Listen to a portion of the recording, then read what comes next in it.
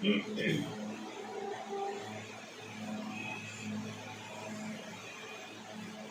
students, I start with lecture 11 of Math 201. As you know, we have started the Young's theorem. The statement is let M be a real function defined on a non-empty set is subset R2 and if partial derivation fx and fy exist in some neighborhood of x and y and are both differentiable at point xy with respect to x and y, then f of xy, that is f of yx, both are same, means differentiation with first with x and then with y, or first with x and then with y, both are the same. We have started to define with delta 2f. All this we have discussed. Then we define function phi. By using the function phi, there is a difference in y coordinate, y plus k, and there is y. So if we put x plus h, then this remains the constant, and here y plus k to y. Means this is the value of first two terms of this delta 2f, and this 2 is the last two terms of phi xy. Means we are taking negative sign in form. Delta 2f, now it becomes this one, and this is a partial derivation. And how we got this? By using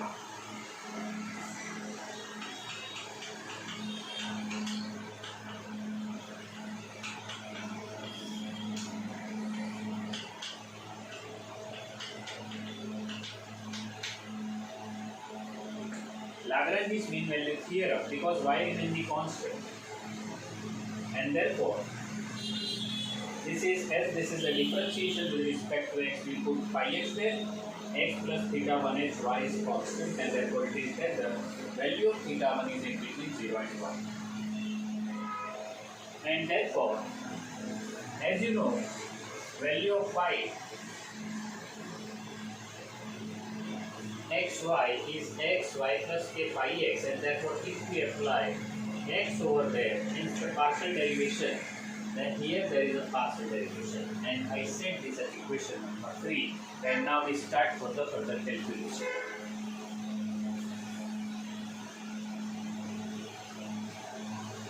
We are given that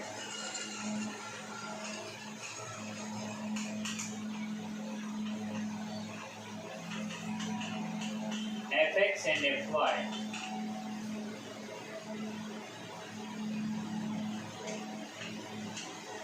are differentiable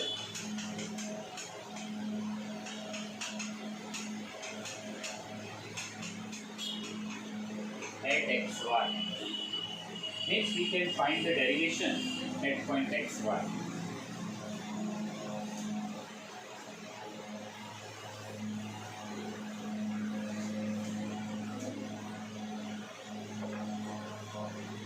Therefore, fx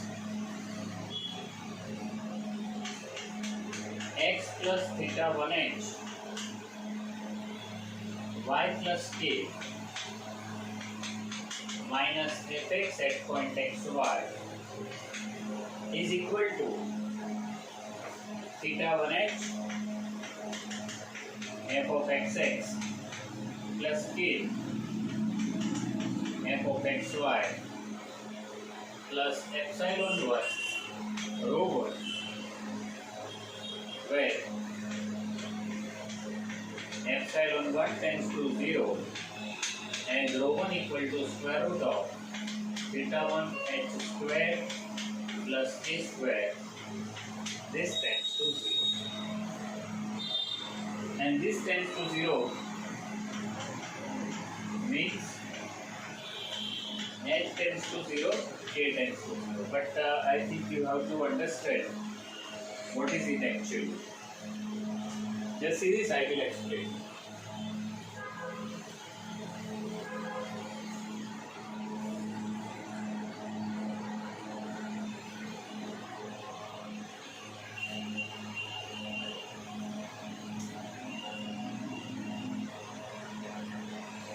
Say this is equation number 4. Means this is the whole. We say this is equation number 4. The whole equation. And fx x plus theta 1x y minus fx xy is equal to theta 1x f of xx plus 0 times f of xy plus epsilon 2 rho 2, where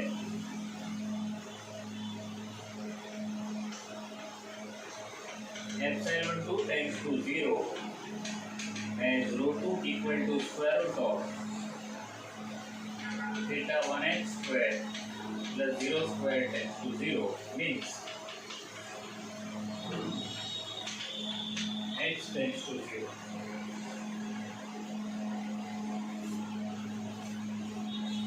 Now I would like to explain you how we find this.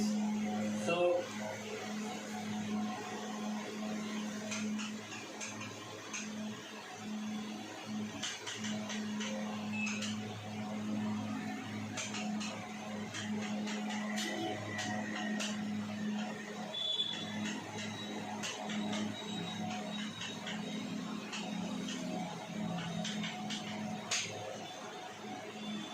if we apply differentiation formula over g of x plus h plus y plus k is equal to g of xy, h of gx, k of gy. Okay? Formula is that.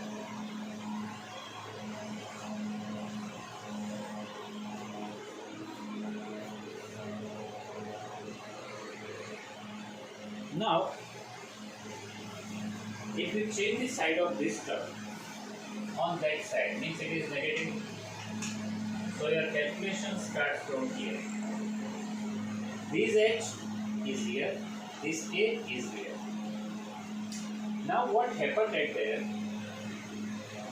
F of x theta 1h y plus k minus fx xy. Means if we start it from here, then this term is here. This term a is here, and if you replace g by fx, then what is gx? Means it is f of xx. Here, this is g of y means f of xy. Epsilon 1 rho 1. Rho 1 means square of this one and square of this one, and it is tends to 0. And the second term, theta 1 h minus fxy, means there is no value of k, means k is 0. K is there, but k having value 0. Therefore, it is not in the calculation, and therefore again, what I say, put g equal to fx. We have g f of gx means f of xx. Here this is f of xy, but value of k is 0 here, and therefore it is not in the calculation. The further calculation which may arise in your mind is that from where these terms are k, this one and this term, but it is coming from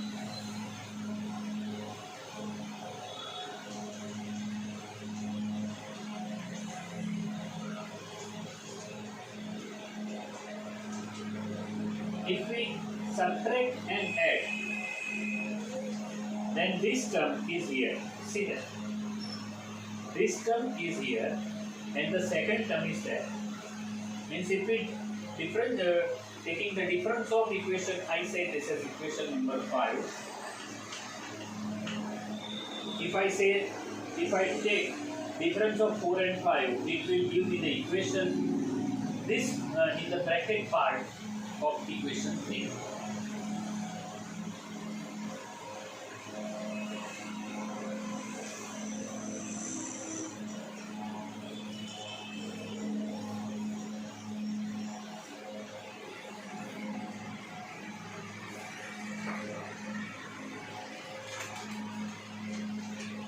Therefore, 4 minus 5 is equal to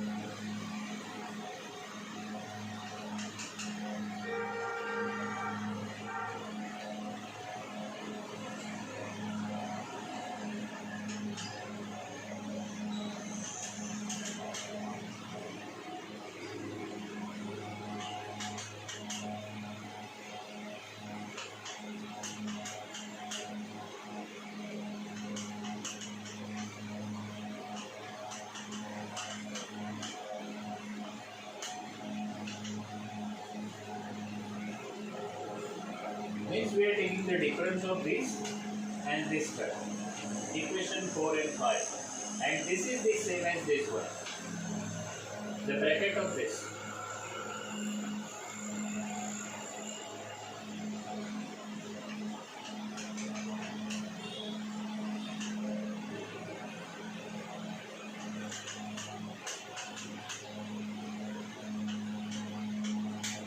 Now, if we are taking the difference of these two terms, then f of xy, they are mutually cancelled as they have the different sign. Theta 1h fxx, theta 1h fxx, they are mutually cancelled. Here it is k time f of xy, it is there because the same term is there but with the zero coefficient. And here it is epsilon rho 1 minus epsilon 2 rho 2. I think you understand. Now if we put this value in this equation number 3, just check this.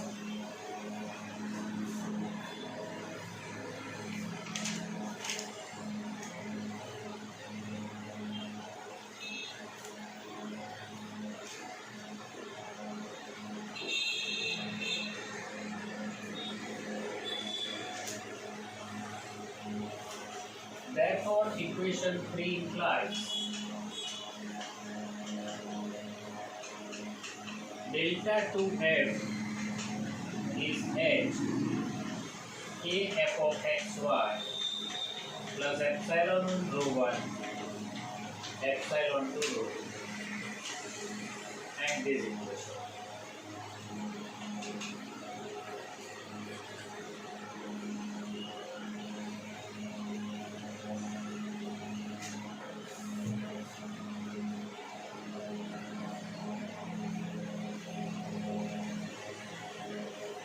Therefore, delta 2f upon hk is f of xy plus epsilon 1 rho 1 epsilon 2 rho 2 upon k.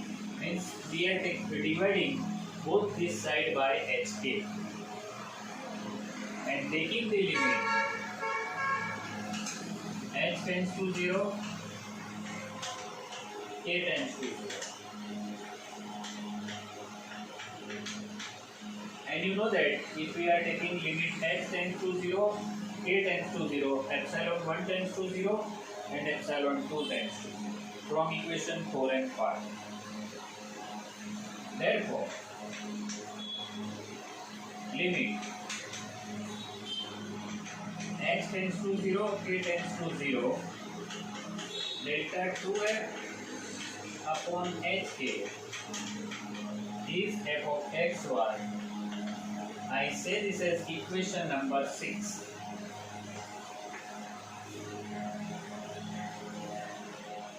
And if we define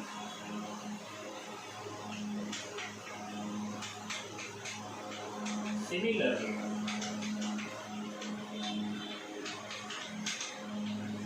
if we define psi of xy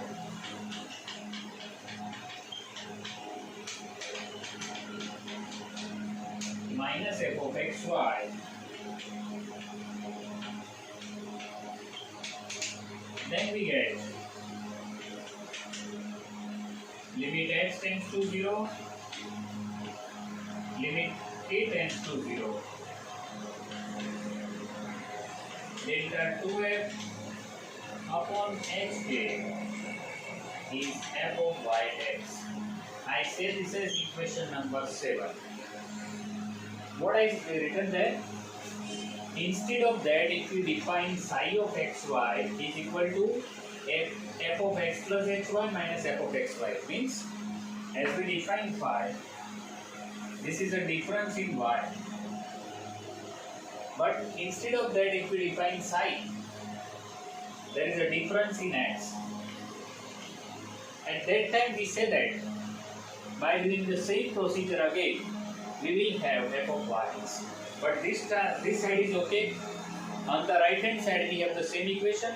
Therefore, on the left hand side, we have the same value, and therefore, 6 and 7 implies f of xy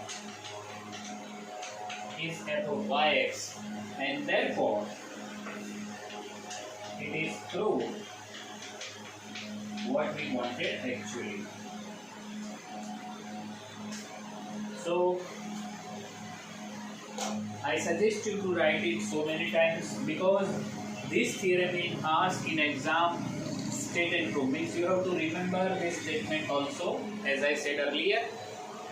The same way I will start the next theorem of squares. In the squares theorem, you have to remember the statement.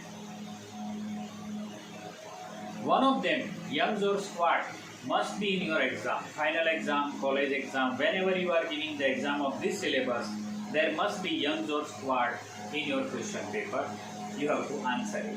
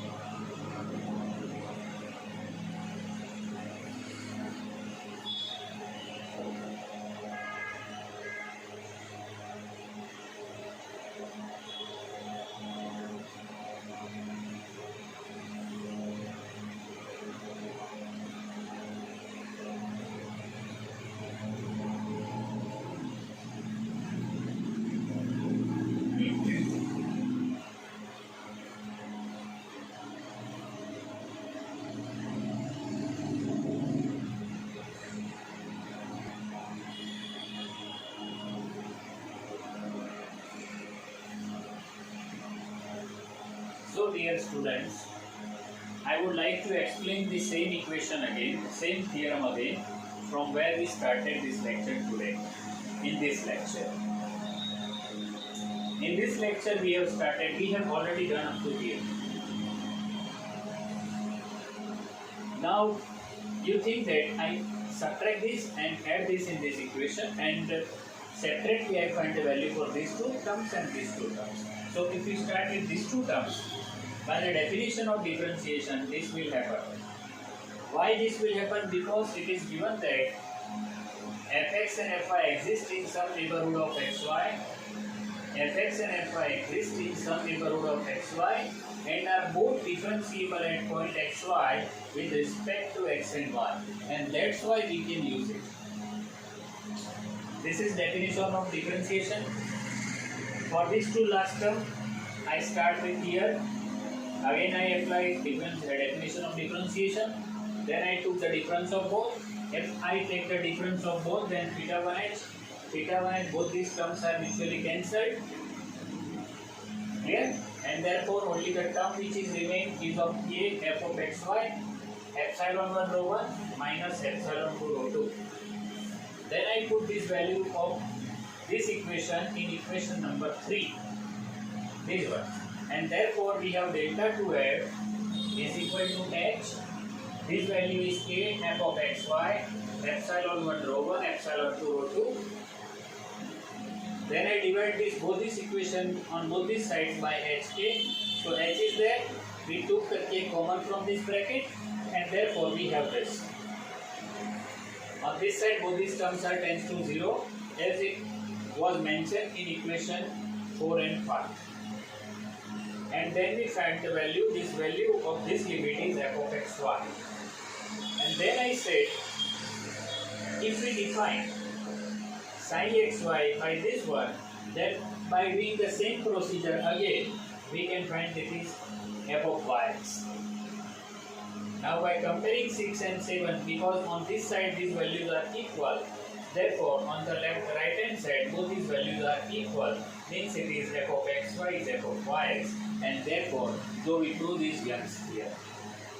So it is actually like this. Okay, I conclude this lecture here and we'll start in the next lecture. The one more lecture I will deliver you the proof and statement of the Schwarz theorem.